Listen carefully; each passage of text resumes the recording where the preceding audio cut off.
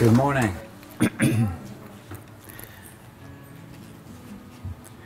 Can you hear me okay in the back? You can? No? Okay. Better now? Normally I have labs that allow me to walk around, so now somehow it wouldn't tie into your system. So now I feel like I got two hands tied behind my back because I can't move.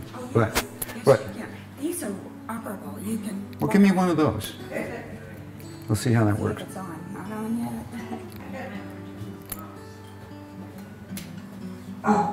Well. All right. Okay, now that I can move, I'm going to stay here.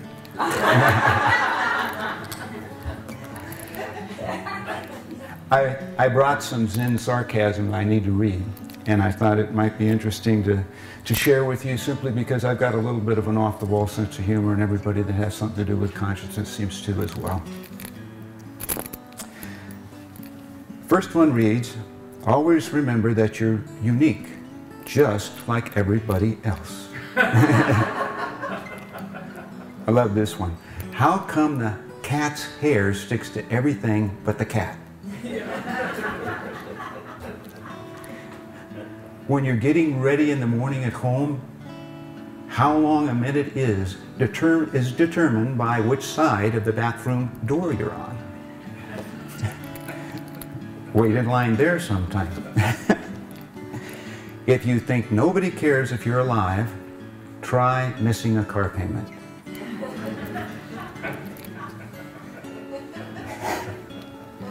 If at first you don't succeed, skydiving is not for you.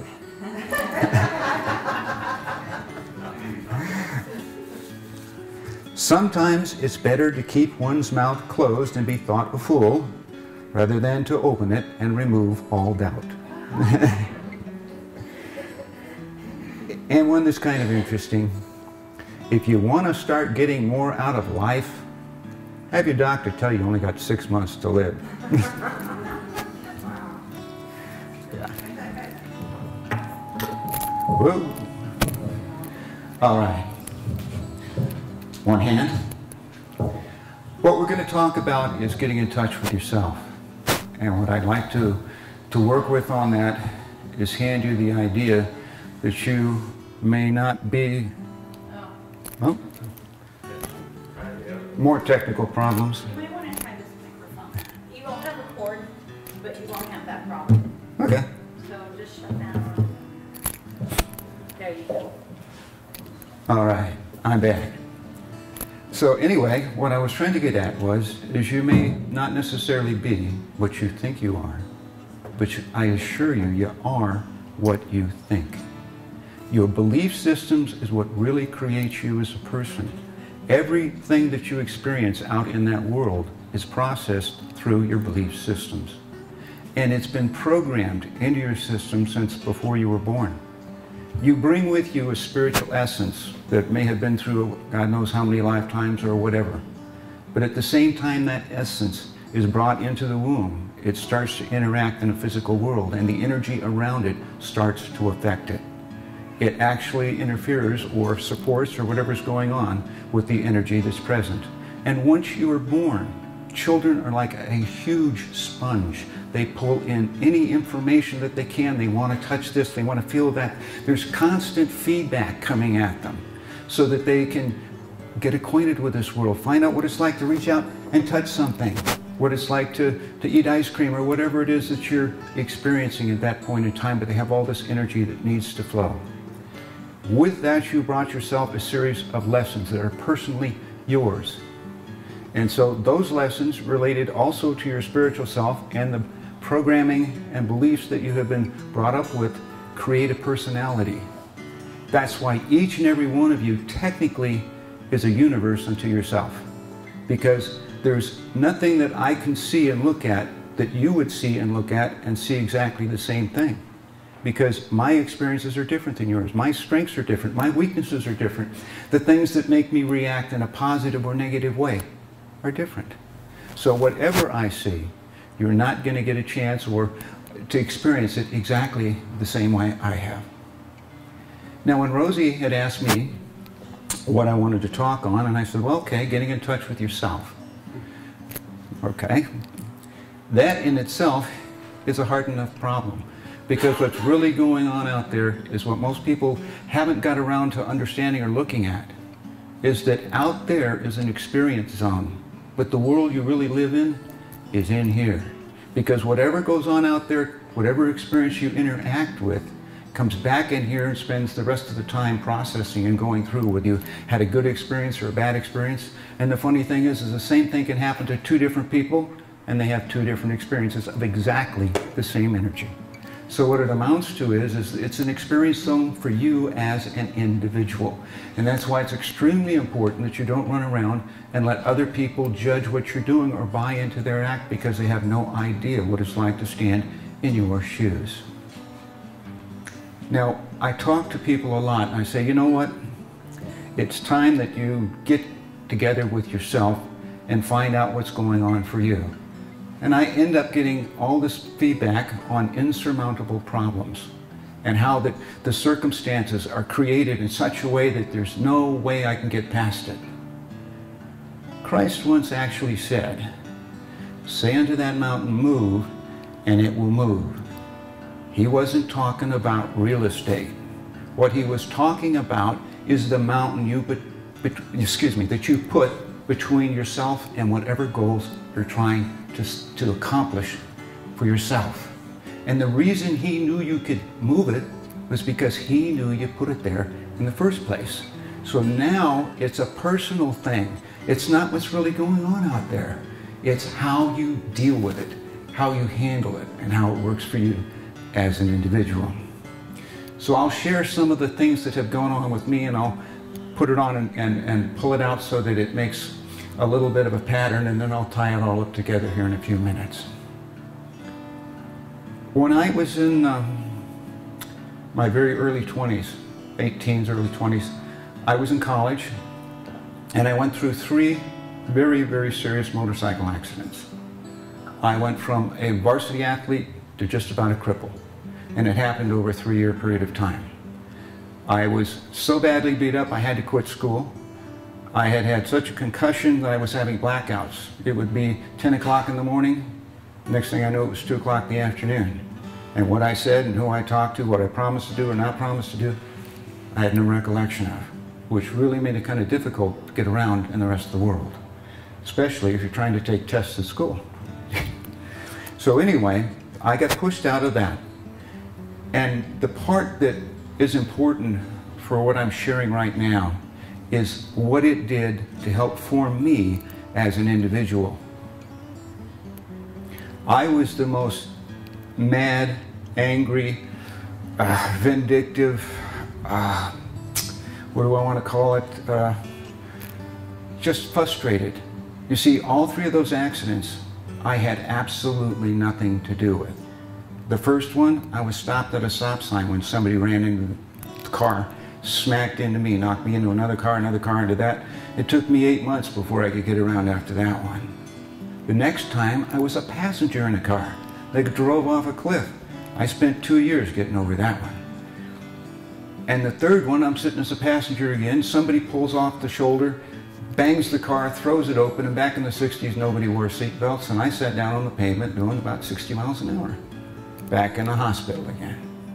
And so in that window of time, I kept getting angry and angry. You know, what is this? I'm a victim. Why? Because I didn't do anything. Poor me. Look what happened to me. And I created this anger, this stigma around myself that left me in a position of not being able to move forward. And I beat myself with it, up with it over and over again, until finally something inside me clicked.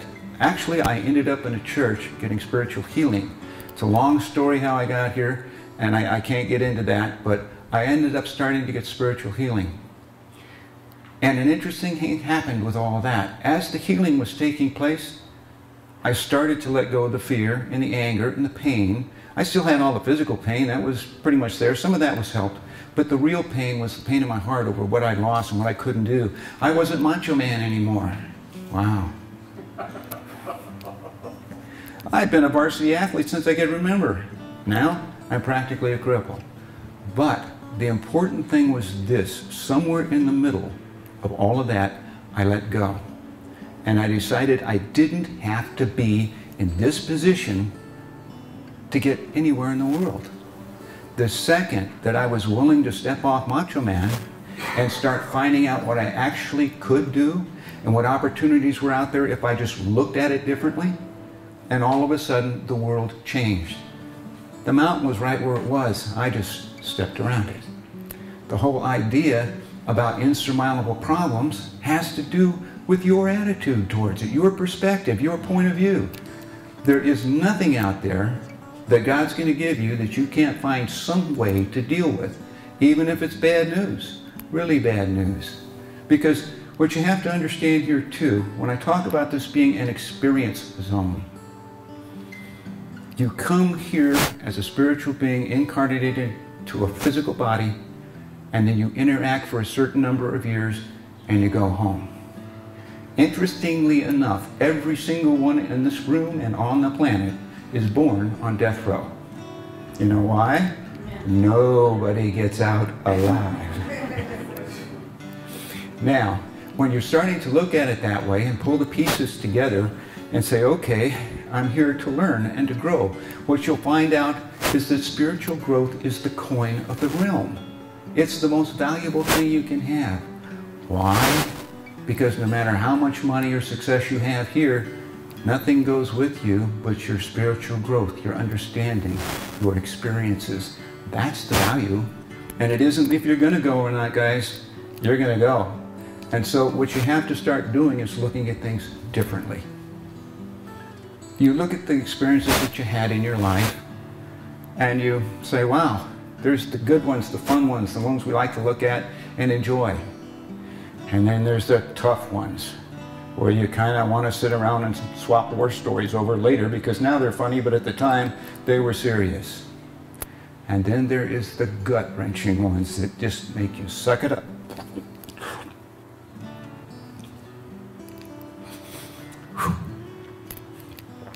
And get over it.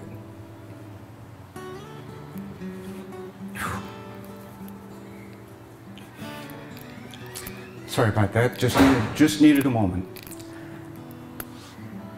What's important is, even though the fun ones were more fun, and the tough ones got you some more energy and had something to do, the ones that really, really, really taught you something were the hard ones. The ones that you had to literally turn around whatever it was that you were doing and see it differently. Like I had to give up the idea of being this, where my life was going right into the ditch. And there was no two ways about it. I would literally be a cripple today. Because the more anger you got, the more pieces you pulled together, the more stuff that you struggled with just made it worse. It compounded itself. And the bitterness and the rest of it was all extremely important that moved on. I got two more stories, and then I'll get to where I'm really going. Also, it isn't just the personal things that you deal with about the injuries, like for myself, but I've led a very interesting life. I spent 2.5 years traveling back and forth between here and Guatemala and Costa Rica, working on the most incredible project. There was 22,000 acres of land that was covered with timber, smack in the Chippewa Basin, where the oil was actually seeping to the surface, and it was there. And I had an option on that property. Also, there was ranch land there that you could do it, and farming and whatnot available. I went down to Costa Rica to attend an International Association of University Presidents meeting, ended up in Guatemala, and the next thing I knew, I was talking to someone, and when it all worked out, I had an option. And I thought the wonderful thing in the world had happened. And I went out and I found someone that was interested in playing with me with the project. And we spent the next 2 years getting everything that could go right with it. It was coming together. I've been to the mining, hydrocarbons, the people, the Ministry of Forestry, everything that was necessary to get all of this done.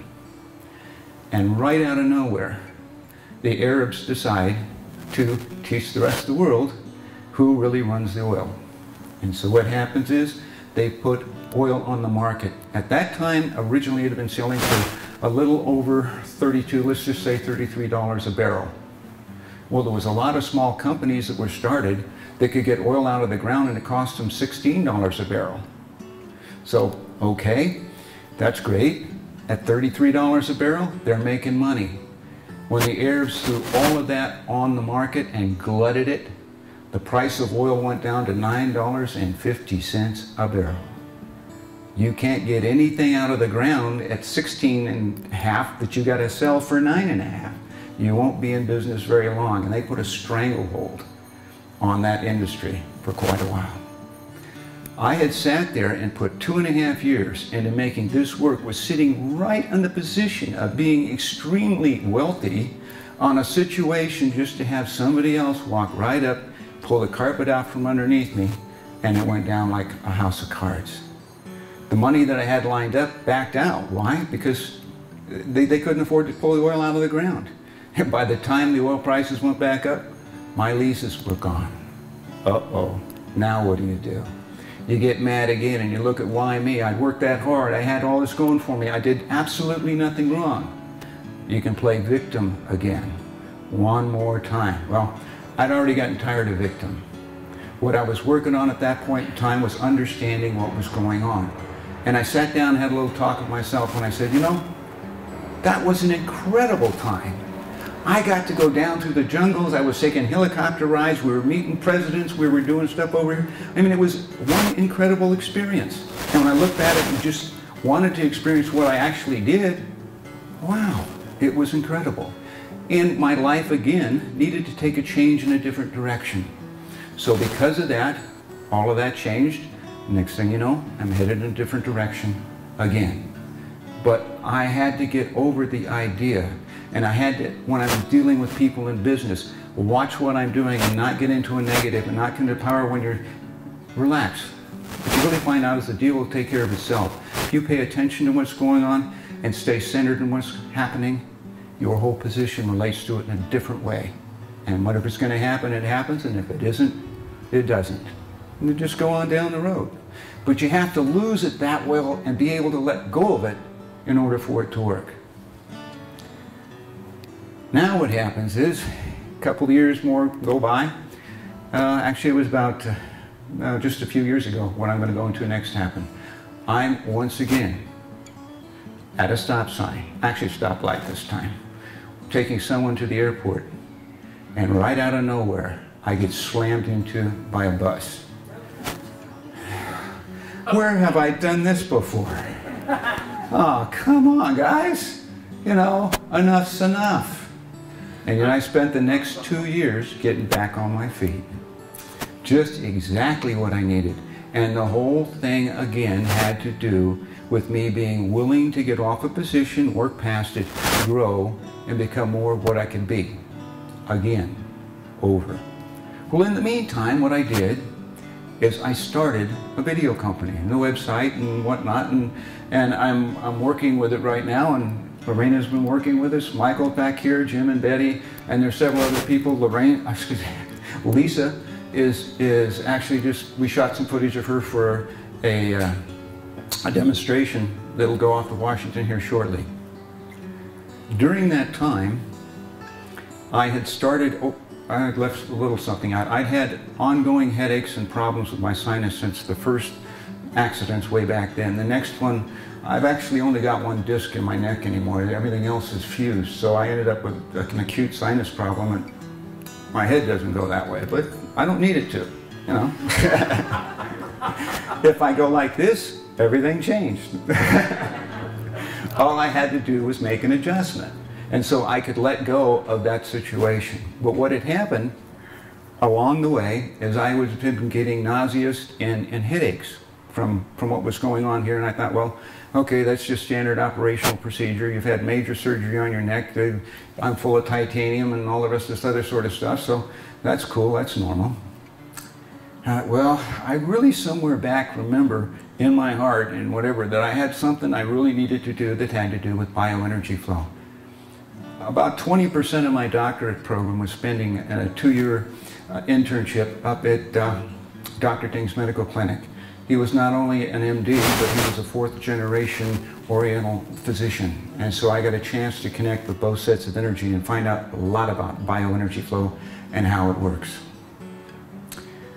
I was sitting there getting over this, getting back on my feet, trying to think, okay, everything's moving, this is cool, but what am I going to do? And then it hit me like a sledgehammer. Whoa!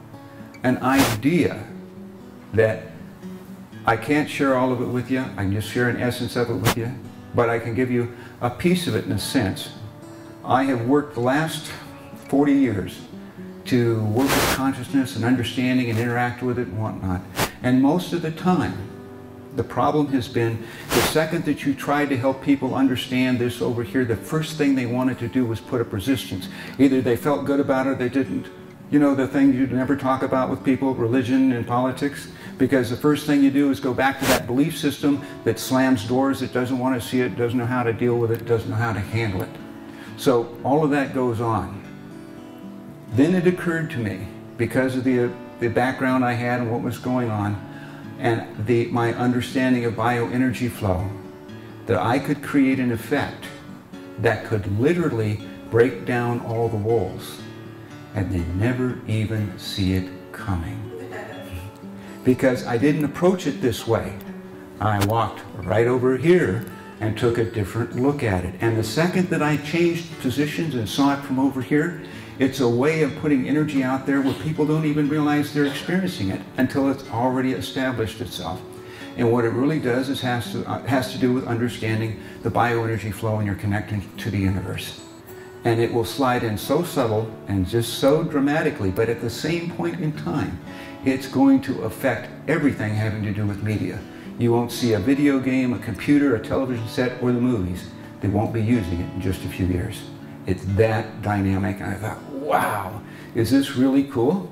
I mean, hey, I got support, I got pieces, I got the people are coming together, the patents are being written, I've sent off the abstract, the guy's drawn up the points, I got somebody lined up over here to take care of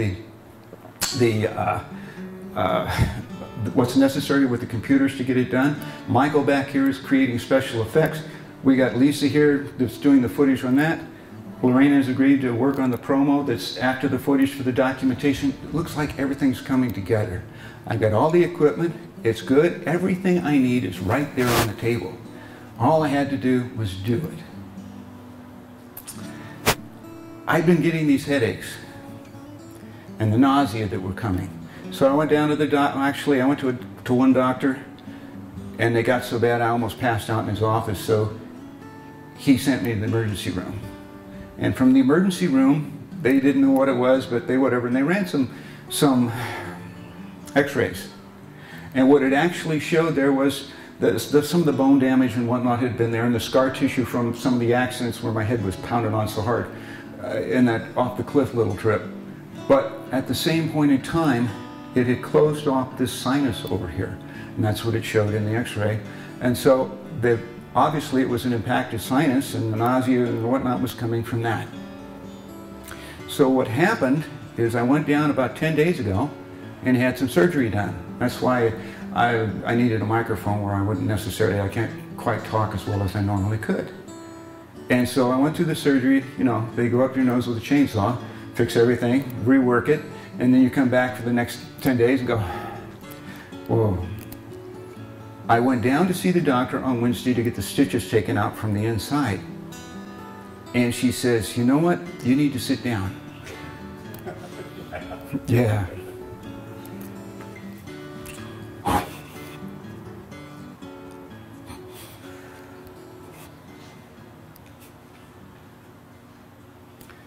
It wasn't an infection.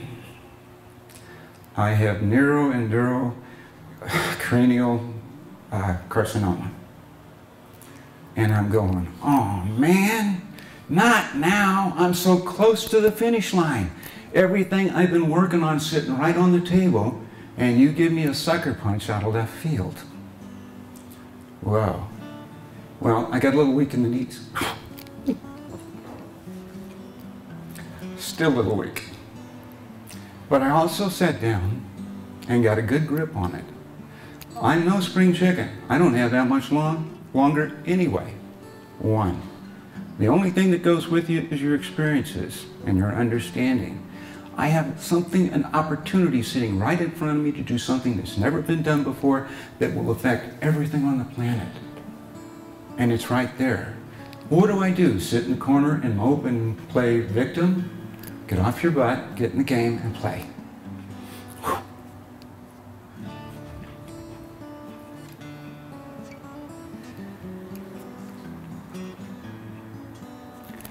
What's happening here is that you are actually helping me. There's a healing taking place because that blocked energy from this group here, when I express myself and move it out, has a chance to come out. Whereas now that it's been said and released and whatnot, the whole energy in the room, for me at least, shifts again and comes back. So it's a release process. But what I'm really trying to share with you more than anything else is the perspective that you take is so, so, so important. I've been so close to death so many times, you know. This may or may not happen. I could be around 5 years from now. I don't know. I haven't, all I've seen is the pathology report. They haven't finished up on all the rest of it yet, and I don't care what it says.